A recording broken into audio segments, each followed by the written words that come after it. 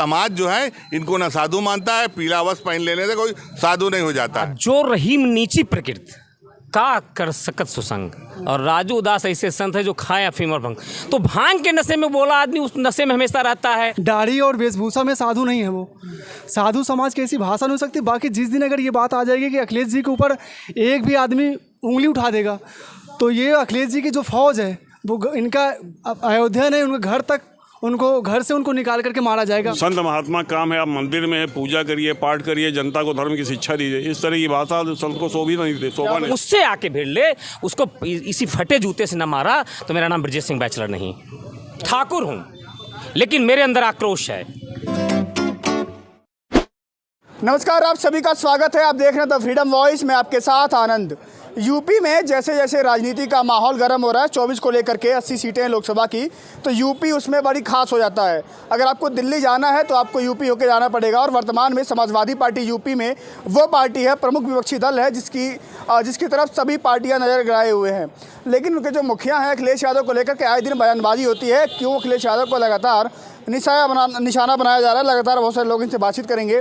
और महंत राजू दास ने जो एक अमर्यादित टिप्पणी की है उसको लेकर के जनता क्या सोचती है, और क्या लगता है कि एक साधु संत को ऐसी भाषा का उपयोग करना चाहिए? क्या लगता है कि अखिलेश यादव जी के खिलाफ राजभर अलग बोल रहे हैं और महंत राजू दास जो बोले हैं, कैसे देखते हैं कि संत को ऐसी भाषा शोभा देती है? देखिए, दोनों का अपने अपने जगह पे कोई स्थान नहीं है। एक तो राजभर जी को मैं राजनीतिक रूप से उनको स्थान नहीं देना चाहता, और जो राजू हैं वो महंत नहीं है। एक महंत की ऐसी भाषा नहीं होगी। हमारे आदरणीय पूर्व मंत्री जी हैं पवन पांडे जी, उन्होंने बताया है अयोध्या जिला अस्पताल में उनकी रिपोर्ट रखी हुई है राजू दास की। उन्हें सिफिलिस नामक बीमारी है, जाके जांच कराएं। क्या महंत को ऐसी बीमारी कैसे लग गई? एक महंत को राजनीति में क्या दिलचस्पी हो गई कि एक पार्टी के मुखिया पर ऐसी टिप्पणी कर रहा है? क्या जरूरत हो गई उसको? वही चीज़ कह रहे हैं, तो पहले अपना वो प्रूफ करे कि महंत ही है। मुझे तो नहीं लगता महंत है, ढोंगी है वो, कोई मतलब नहीं है उसका, और उसके चर्चा करना ही कोई मतलब। वो कह रहे मैं आहत हो गया हूँ। समाजवादी पार्टी में नेता हैं स्वामी प्रसाद मौर्य, वो लगातार टिप्पणी करते हैं धर्म को लेकर के, तमाम जो चीज़ें, रामचरितमानस का मुद्दा आया उससे मैं आहत हो गया हूँ, इसलिए मैं उनके खिलाफ लगातार टिप्पणी करता रहता हूँ। अच्छा, क्या उनसे पहले धर्म नहीं था? कांग्रेस पार्टी इतने दिन सरकार में रही, सपा रही, जो भी रही केंद्र में, या क्या उनसे पहले धर्म नहीं था?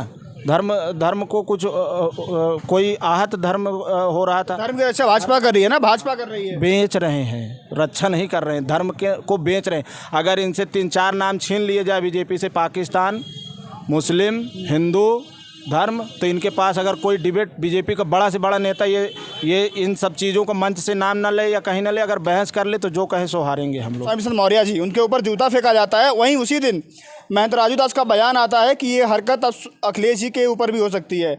इस बयान को कैसे देखते हैं कि महंत साधु समाज का आदमी ऐसी बातें क्यों कर रहा है? देखिए, सबसे पहले तो मैं आपसे कहना चाहता हूँ, साधु समाज जो है, साधु समाज की भाषा नहीं है वो। साधु समाज दाढ़ी और वेशभूषा में साधु नहीं है वो। साधु समाज की ऐसी भाषा नहीं हो सकती। बाकी जिस दिन अगर ये बात आ जाएगी कि अखिलेश जी के ऊपर एक भी आदमी उंगली उठा देगा तो ये अखिलेश जी की जो फौज है वो इनका अयोध्या नहीं, घर से उनको निकाल करके मारा जाएगा। मैं स्पष्ट आपसे कह रहा हूँ, क्योंकि वो राजू दास की शब्द जो लगा है, शब्द जो बोले हैं वो अच्छी, उनका जो ये बोलना था वो बिल्कुल भी कतई किसी को बर्दाश्त नहीं था।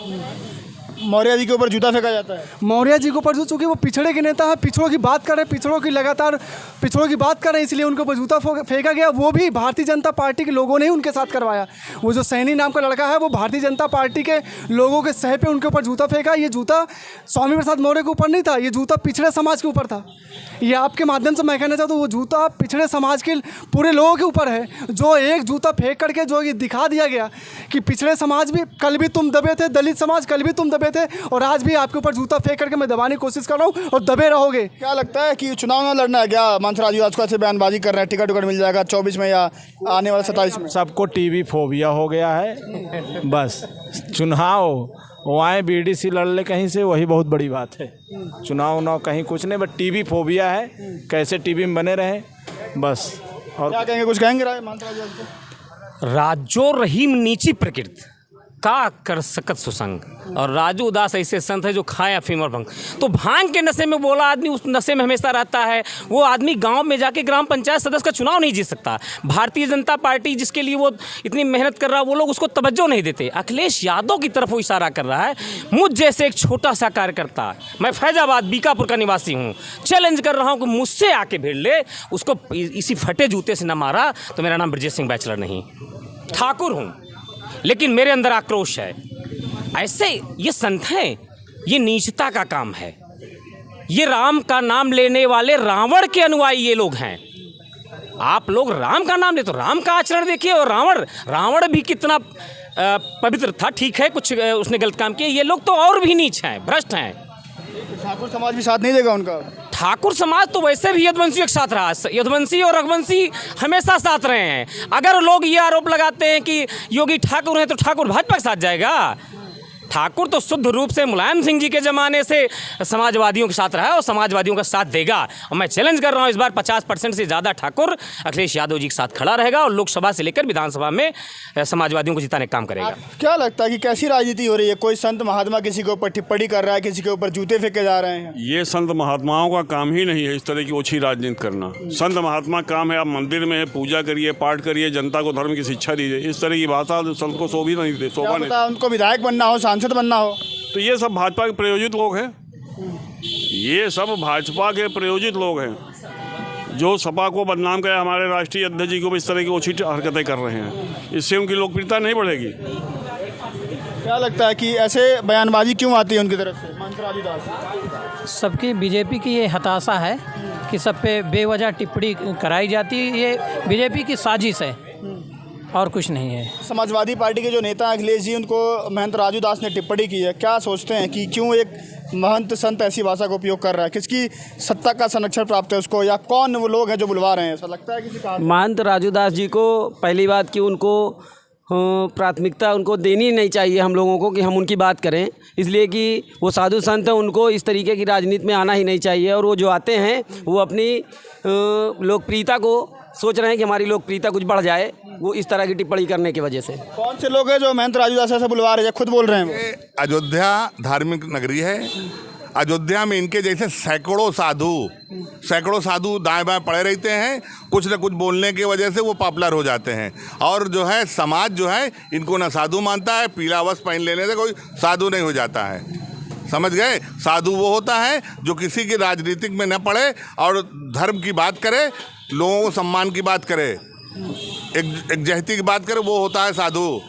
और इस समय जो इस सरकार में तमाम साधु निकल आए। कोई कुछ बोलता है, कोई कुछ बोलता है। समाज तोड़ने का काम कर रहे हैं साधु, समाज जोड़ने का काम नहीं कर रहे हैं। मगर उसमें कुछ चंद लोग हैं, सारे साधु नहीं हैं कि सारे साधु जो है उसमें साधु सारे अच्छे हैं, मगर कुछ इस तरह के चंद लोग हैं जो कि ये काम कर रहे हैं। क्या लगता है, क्या माहौल है महंत राजू दास को लेकर? क्या सोचते हैं, ऐसी बयानबाजी कर रहे हैं वो लगातार? महंत राजू दास की हम बात करें तो आप जान लीजिए कि जब उत्तर प्रदेश में इलेक्शन आते हैं या देश में इलेक्शन विधानसभा का आता है या लोकसभा का आता है, तो ये सब बीजेपी से जुड़े हुए लोग हैं। और इन लोगों का काम है कि समाज में नफ़रत फैलाना, जातियों को जातियों से लड़ाना, अगड़ों को पिछड़ों से लड़ाना, और ये लड़ा करके जो है माहौल ख़राब करने का काम करते हैं। और हम बात करें हमारे माननीय राष्ट्रीय अखिलेश यादव जी जैसा बेजोड़ नेता पूरे हिंदुस्तान में नहीं है। इससे पहले भी बीजेपी की एक महिला नेता लगातार राष्ट्रीय अध्यक्ष जी और परिवार के ऊपर टिप्पणी कर रही थी, अशोभनीय टिप्पणी, तो उसको उन्होंने भी माफ़ करने का काम किया। और इस बार फिर उन्होंने बड़ा दिल दिखाते हुए कहा कि जो है हमने इनको माफ़ कर दिया। और जो ये टिप्पणी करते हैं राजू दास जी जैसे लोग, ये इनका काम नहीं है। और आने वाले चुनावों में, लोकसभा के चुनाव में फ़र्क पड़ेगा क्या? कुछ चुनावों में जनता अपने वोट से जवाब देगी कि इस तरह के लोगों ने जो एक पिछड़े समाज के नेता को जो जोड़ने का काम कर रहे हैं, पिछड़ों को हक दिलाने का काम कर रहे हैं, उसके प्रति ऐसी मानसिकता का जवाब उत्तर प्रदेश की जनता देने जा रही है 2024 के चुनावों में। लोगों से बातचीत हुई 24 के चुनाव के पहले। जो ये स्याही फेंको, जूता फेंको, कमेंटबाजी करो, ये राजनीति जो चल रही है, ये लोकतंत्र के लिए कतई अच्छी बात नहीं है। लेकिन आप लोग क्या अपनी राय रखते हैं? राय देना बहुत ज़रूरी है, आपकी अपनी राय बताइएगा। और महंत राजू दास को लोगों ने बोला कि आप एक संत समाज से आते हैं तो आपको ये भाषा, ये जो अशोभनीय भाषा है, बिल्कुल आपको शोभा नहीं देती है।